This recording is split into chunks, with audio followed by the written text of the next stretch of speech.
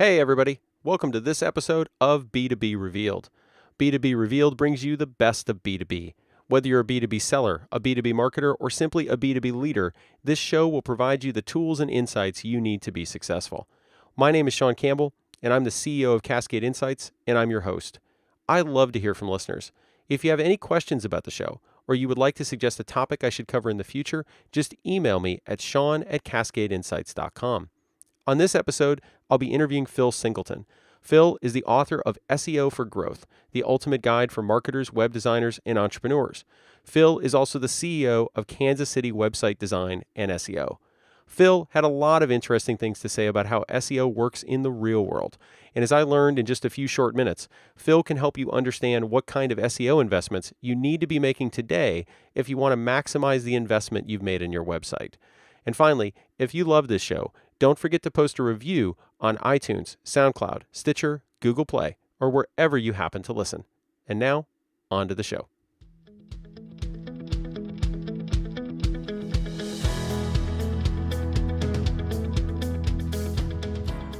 Phil, welcome to the show.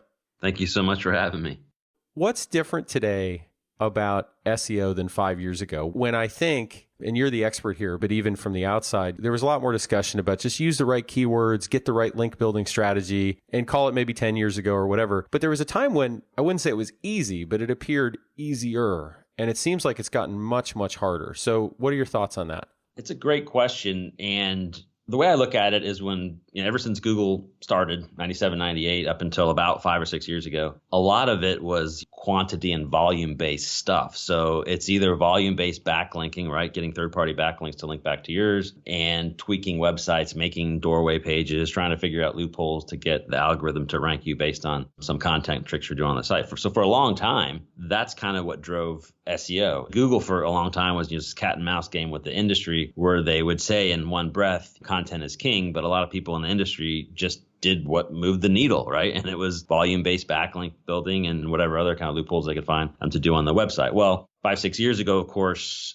I think things kind of got out of hand. You had some mainstream companies that were trying to do some things that were shady or manipulative. And Google, instead of having, I think, more of a reward-based algorithm, which is what they had for years, basically kind of taking the best of what you threw out there and giving you credit for that, they actually switched over to, I think, what I would consider a more punitive model, right? So it's not only everything you threw against the wall, they were actually going to start penalizing you for the stuff that fell to the ground, right? So things that you were doing this volume-based stuff or things that were clearly manipulated, they crafted algorithms specifically to target that. And if they found that you were doing it, then they would penalize you. So 5, 6 years ago, there were like seismic, major changes to the SEO industry. You saw guys that were ranking and making a killing of it just disappear overnight. You saw big companies that were kind of gaming the system. And we're talking like JCPenney, eBay, Overstock.com, called out at some point. So they made these really major changes to the algorithm, which at the beginning seemed like, oh my gosh, what's happening here? But looking back, I think they actually did make the internet a lot better. They've changed behavior. They brought a lot of offshore stuff back onshore, and they put the focus, and this time when they said content's king, they really meant it. And I think they've changed things for the good.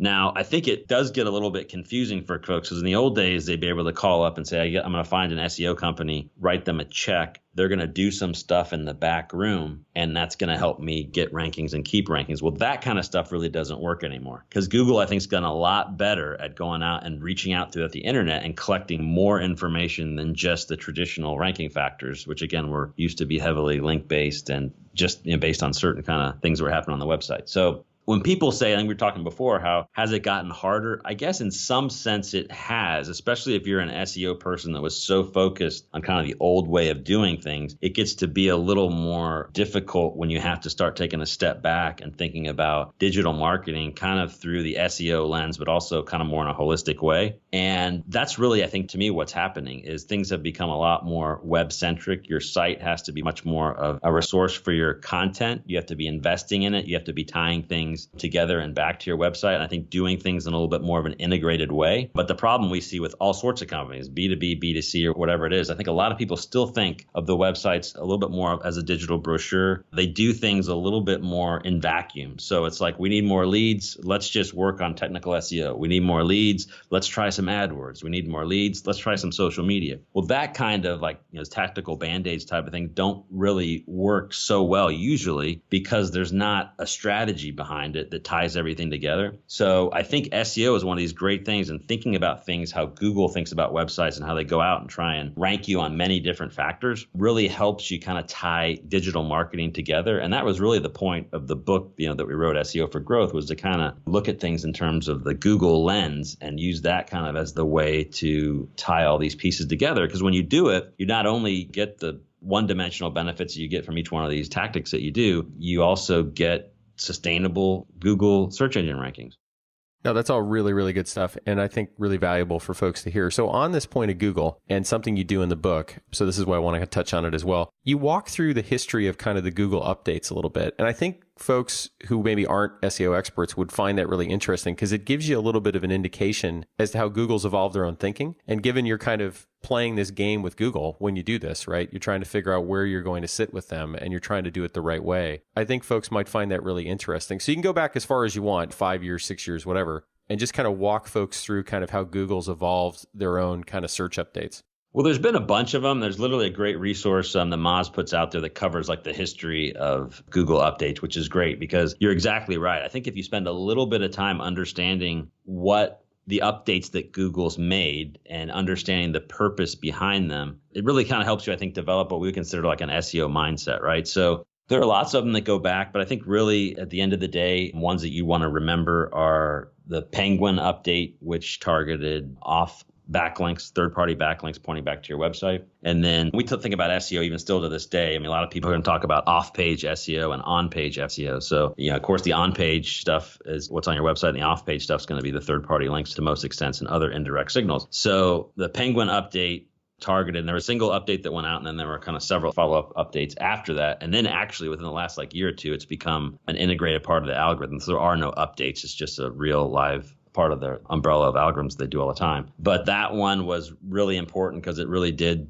shuffle the deck pretty hard, and it shuffled it every time they updated hard. And again, that whole algorithm, the whole purpose of it was to determine and take a look at your backlink profile and see if you had intentionally gone after lower quality backlinks just to try and game the system versus acquiring them, quote unquote, naturally. So that's an important one to remember, understand kind of what they're going after. And then the Panda update was another one people still talk about, kind of a legendary update. And that really focused more on the way and the quality of your website. So the extent that you have good content on there, they really kind of attack things like doorway pages. So for a long time, you had websites that people would go on and try and create additional pages on the website that really didn't have any user value, but really just kind of created to catch longer tail searches.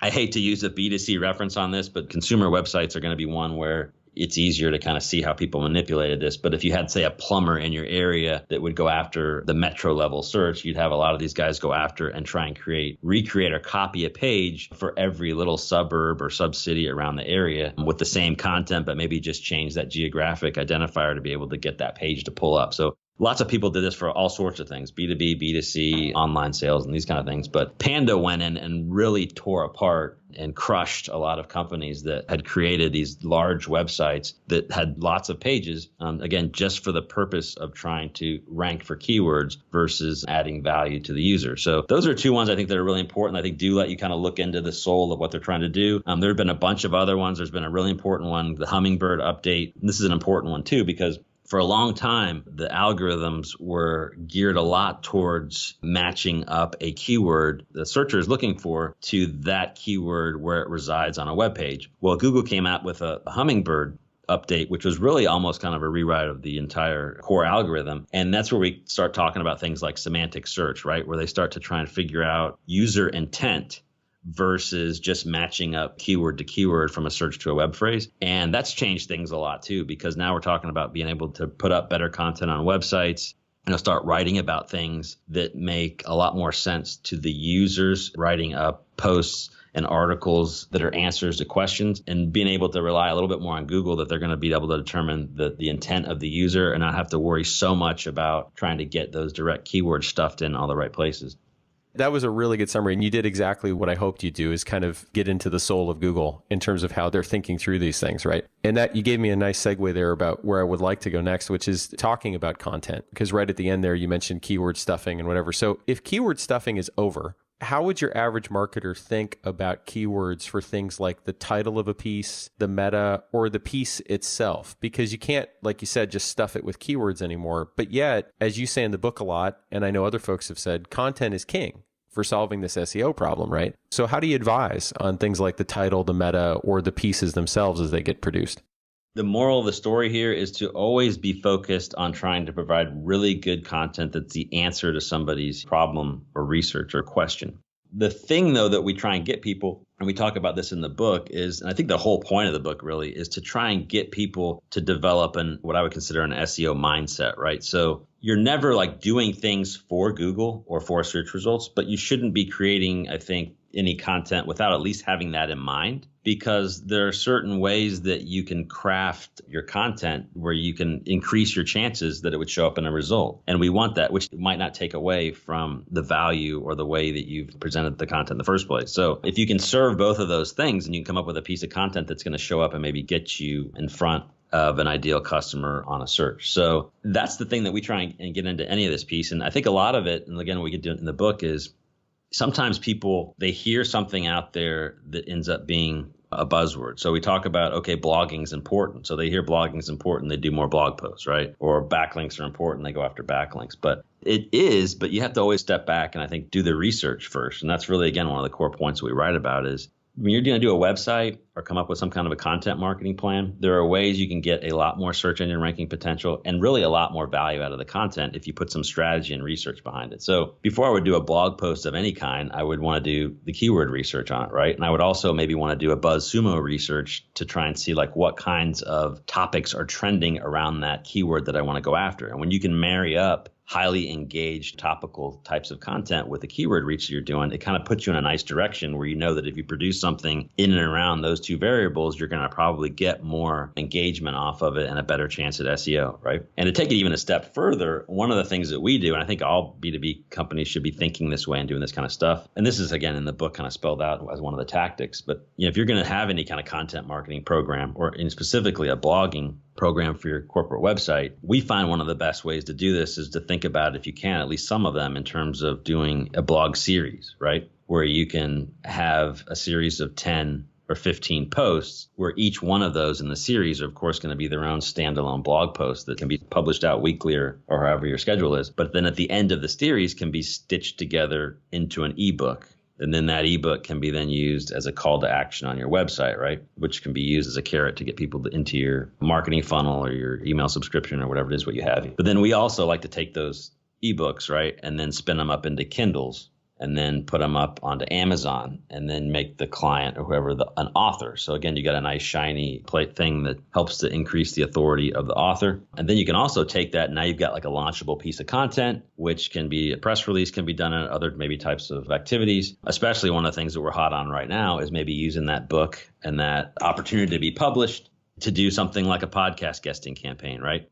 I'm going in a bunch of different directions, but you can see just doing one blog post or 15 of them randomly is beneficial. But if you can kind of take it back with that SEO mindset and think about how can I actually really do this thing strategically so that I can get 5 or 10x out of it rather than 1 or 2x out of it, that's the way to do it, where you get lots of win-wins, but only spending the effort on doing that initial content creation. That's fair. And before we leave it, though, so what would be, I totally understand the idea of doing it more programmatically, right? And not focusing on a single piece. But for those folks out there who they're on a content marketing team and their job today is develop the piece, right? Which is maybe in a series. What's the current best practices thinking when it comes to focusing on keywords? Because you can put a tool like Yoast SEO on a WordPress blog and it'll start to rate and grade it and whatever. But I imagine folks that don't do SEO every day, they have a hard time understanding how much should I emphasize the keyword in the piece or the title or the meta, given all these Google optimizations that have happened over the years? I think actually following, if you're going to do it, you're not going to get too deep into it and read. Obviously, there's a book out there called The Art of SEO, and the current edition, the third edition of it's like over 1,000 pages long. So super highly technical. And a lot of it has to do with on-page SEO, right? So our book, we try to make into more of a Cliff Note version. But certainly for the folks that are out there creating the piece and putting it on there, Yoast is a great tool that if you follow it will at least guide you to the basics, but it's a tool, right? So if you don't do some of the initial research and know and get an idea of words you're trying to focus on, then you might not get the full benefit of the piece. So being able to go in and search with tools like the AdWords Keyword Planner, which is still one of my favorite to this day. We use other ones. A lot of people, I don't know in your audience if they'd use something like an SEMrush or an Ahrefs, which enables you to kind of get a little bit deeper into keyword research. But having some idea, especially in like AdWords, at least in AdWords, if you go in and can do a quick research and get an idea of what you think your keyword you want to go after is, if you can plop that in there, pull out other words and get some indication on the volume and the level of competitiveness and the average bid price on it, it gives you an idea of the commercial value of the term that you're going after. And that really can put you in the right direction, I think, for optimizing for a word or a long tail phrase that if it starts to rank for can actually bring lots of extra benefit while you're still delivering a piece in and around that term for the user. And that really does go a long way because honestly, a lot of people just don't even do that piece of it. Even big companies, they don't go that far. They kind of publish the piece up. They might look a little bit out of it. And just going in to get the green dot on Yoast isn't the end goal. That doesn't mean that you're 100% optimized, right? You really want to know words you're going after and make a conscious effort to kind of bake them into the page, because if you can, and if they're commercially valuable terms, it can really make a big difference on the type of organic traffic that you draw to the site. No, those are fair points. So let's switch gears a little bit. I want to talk about other media, podcasts, for example, or if somebody owns kind of a big video stream on YouTube or whatever. What's the thinking on how to optimize search today for those kinds of assets? Video is great for lots of different reasons. One, obviously, in and of itself, you post it up there, YouTube's its own search engine. The reason I like video is a couple different reasons. Google actually came out a few weeks ago because there's this thinking or theory or myth, what have you, in the SEO community that embedding video on a web page increases, it's a search engine ranking factor. And Google, one of the guys, John Mueller, one of the other guys came out in one of the Google Hangout meetings and said, no, that's not true. Of course, they never really come out and tell you exactly what's there, what's not. And there's a little bit of smoke and mirrors. But I think people have been able to correlate sometimes adding rich media onto blog posts and web pages, and they seem to think that is helpful in terms of ranking. So where I think it helps is a couple things. One, video is great on YouTube because people can find you on that medium. Two, if you've got the right kinds of video on your website, especially any kind of video about the people of the team or the staff, that increases trust, which increases conversion rates. If you've got a customer testimonial, those are proven to be super powerful. So you got a third party. And that's really what a lot of this stuff on B2C, B2B, what have you, people are looking for that social proof. So you've got a real person vouching for you in a video on your website. Really powerful stuff. But thirdly, where I think it actually has some SEO ranking potential is there's been a lot of talk in the last 2 or 3 years, especially this last year, about how people directly correlate dwell time on a web page with higher rankings. Some of that can be attributed to longer form blog posts that keep people on pages longer. But I think a video where you get somebody on a web page that clicks on a video and stays there an extra 2 or 3 or 5 minutes increases the dwell time. So it actually is directly helping your rankings by having a video embedded on the website. So you're going to get a lot of people in the SEO industry, I think, that's going to tell you, yes, that's a good idea if used the right way for the right reasons. Video is great, but if you're talking about how do I use it for SEO, it's really one of those 4 or 5 ways that I just mentioned, and for that reason.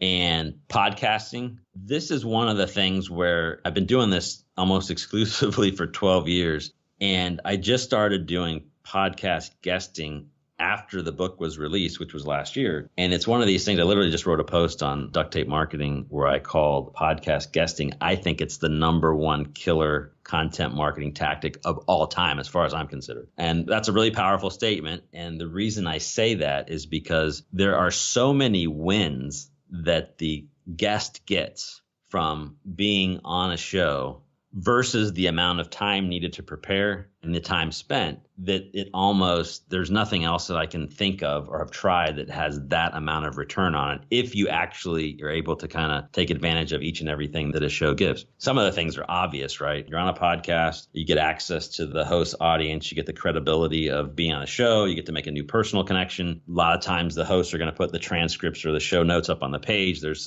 the most beautiful, truly organic forms of link that you can ever get that are the result of an actual personal meeting end up on the host website. And then there's the fact that I think audio files, where video files are really powerful, the problem I see with video is 2 or 3 minutes on a video commands all your senses. It takes a long time.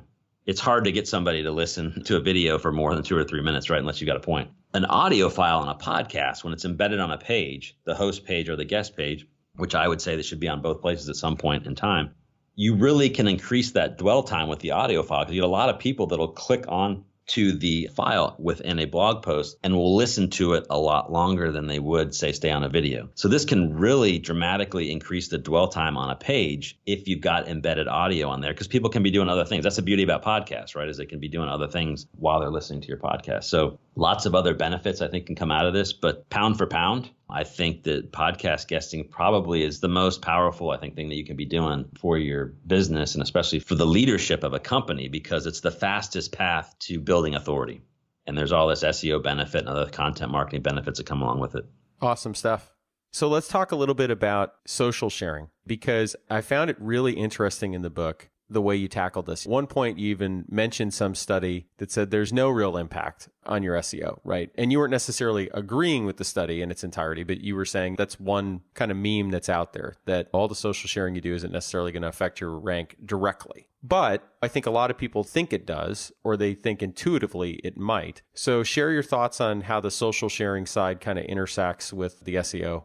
I'll tell you a secret that I haven't really told anybody. So I actually, when we wrote the book, we were a little more direct with how we, and I should probably say me, how I feel about the impact of social signals on search results. I think the evidence, at least anecdotally for me, because we handle literally scores of websites and I can see the things that people are more active, what things that we do have an effect on rankings and what don't. Of course, when we wrote the book, we reached out to many different people that provided endorsements on it. So we've got like over 50 from top influencers all over the digital marketing and SEO space. We actually named 16 of them at the end of each chapter that we think to follow. So without naming names, several of them actually did read the book, and they took issue with the way we originally stated we thought the relationship. So the way you see it worded now, which is, I love the fact that you read it, wasn't exactly the way it was originally written. The official Google / top SEO influencer answer to SEO and social signals is there is no direct influence between social signals and SEO rankings. In fact, the study that I reference in the book, it's really mind-blowing that there's data behind this, but essentially is that they saw no effect on SEO signals and the amount, I think it was like backlinks back to the website. And I was like, how can this be? If you're going to post a blog post on your website and it gets shared in social media and goes viral, of course you're going to attract more targeted traffic, get more engagement on your website, and get more backlinks to it. And these are all things that are proven to help your SEO ranking. So I think without a doubt, social signals indirectly help your SEO rankings. I think there's pretty strong evidence that they directly affect your rankings. But some of this you got to keep in mind, I think ties to making sure that your website is the referral source for all your best content. I think we mentioned this earlier, but I mean, one of the things we see with smaller companies, I think even bigger, maybe even B2B companies would make the same mistake sometimes.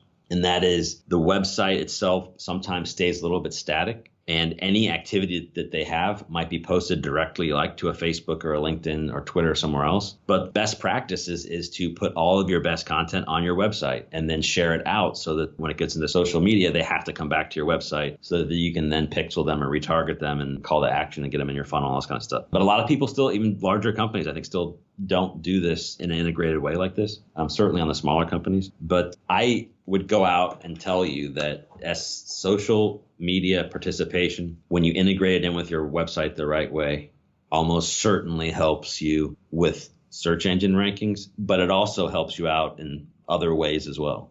What about paid search when it comes to AdWords or ads you're going to buy on LinkedIn or Facebook or Twitter? What level of correlation do you think there is there? Because that's one of the ones where I imagine a lot of folks think, if I could only spend more, maybe I'd win more. But that may not necessarily be true.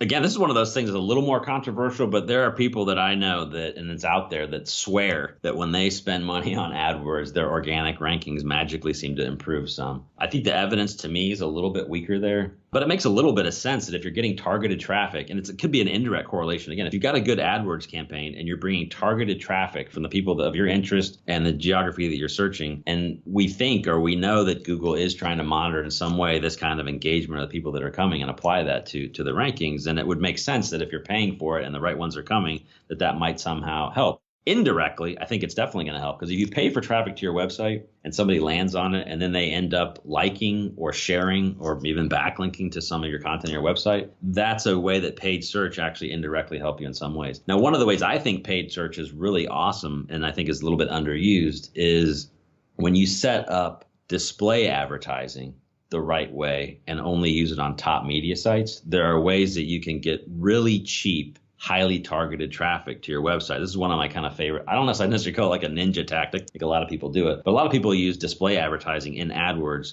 for the remarketing, right? They land on the website, so then they stock them on with the banner ads as they go through other top media sites on the internet. I use it for us and for my clients actually to use just regular raw display advertising out on top media sites that I choose, because then I can go out and say, okay, I want people in this field in Kansas City, maybe specifically that are visiting Forbes, Biz Journal, CNN, and the top media sites. I display my banner ad there and sneak in kind of through the back door for cheap. And I get that targeted traffic to my website without them ever having visited it. But they come to the website and then I tag them with the remarketing and pixel. And then I can go back, build that audience and remarket to them directly later on any site they go to. And this is one of the problems, I think, with display advertising. When you set it up through Google, they kind of always open your wallet up and display you everywhere, and you kind of have to peel it back to target where you want to go. That's why like a lot of people end up getting a bad taste. But again, that's getting to paid search. So then what ends up happening is you get this targeted cheap traffic from top media sites coming to your website. That's a way for you to build an audience, but also for you to expose people to your content, which then, again, creates more engagement, maybe get some backlinks and get some more social sharing where you're paying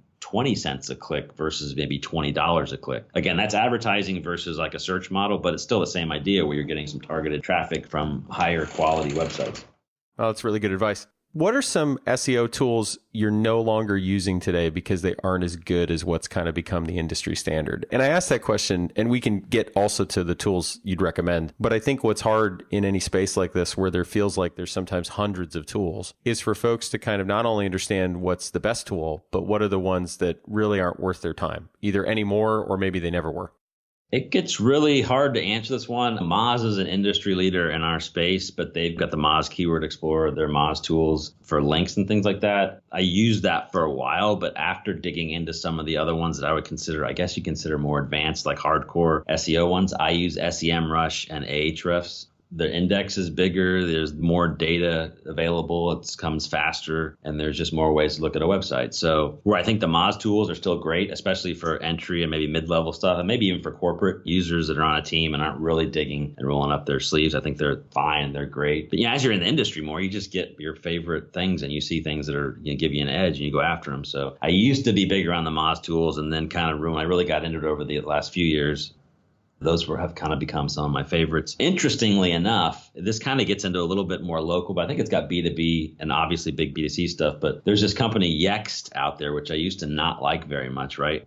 It's essentially a citation management company. So what they do is they'll go out and you basically pay for a subscription, and they have direct API access to 70 of the top major directories out there. So like Yelp and all the other business directories out there that actually mean anything and have some value, they've got direct API access through this panel that you saw. So it's really nice to be able to go in for your business, especially if a business got multiple locations, to be able to type this in once, press enter, and immediately all of your physical addresses are updated in an instant, right?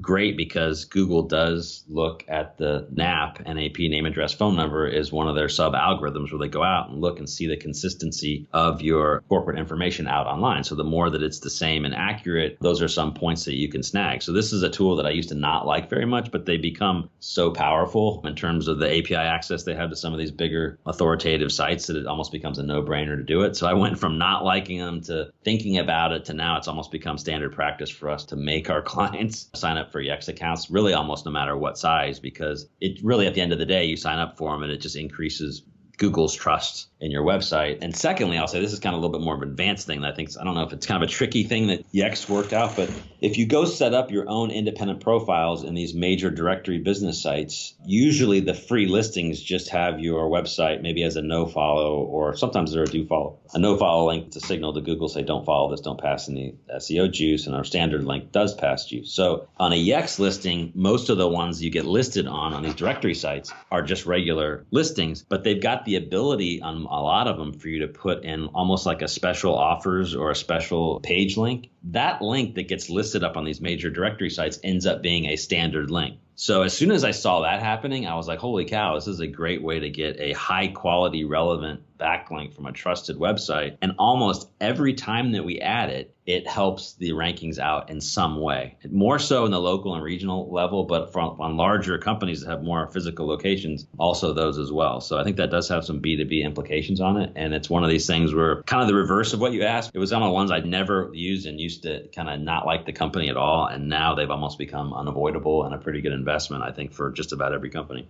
Cool. That's a really good list. I think a lot of folks will find that valuable too. So my final question for you is, what book or books beside your own should people be reading? And that could be either SEO books or it could be something with a more broader business context. I wrote the book with John Jantz of Duct Tape Marketing. The duct tape book, for me personally, has for lots of different reasons, but actually the book itself really helped me, I think, take my SEO blinders off and look at a bigger picture of marketing and kind of tie it all together. So if you're in that space, kind of where I am, and you're almost kind of in a smaller area, a more focused area of digital marketing, I think that's a great book that kind of almost is like an MBA. Again, it's a little bit more focused on small business stuff, but if you look at it from standing back, I think it's a great way where it kind of ties everything together. Kind of the same way that we try to do with SEO for growth, but more from an SEO standpoint. So that one, I'm just thinking about the ones that have actually had a huge impact on my business. And I actually read it and applied a lot of this stuff, and it's helped my business grow. So, of course, it was originally written in 2005 and has been updated. So some of the things in there might seem like they're a little bit dated and probably are. He needs a refresh. But it's a really solid book. Another one I really like that I've read recently is Chief Marketing Officers at Work by Josh Steinman. That's a cool one that kind of gets your head around the way these guys at the top level are thinking about marketing from that aspect, because a lot of guys like me are maybe working with smaller and mid-sized companies. But he actually interviews chief marketing officers from guys like PayPal, GoDaddy, Comedy Central, places like Hershey and Harvard Business School and that kind of stuff. I thought that was a really interesting book to be able to get marketing insight at that level from those guys. Cool. You shared a ton of great stuff in the interview. I learned a lot. I hope the listeners learned a lot as well. And I just want to thank you for being on the show, Phil. Thank you. This is a great opportunity. Really appreciate it. And that concludes my interview with Phil.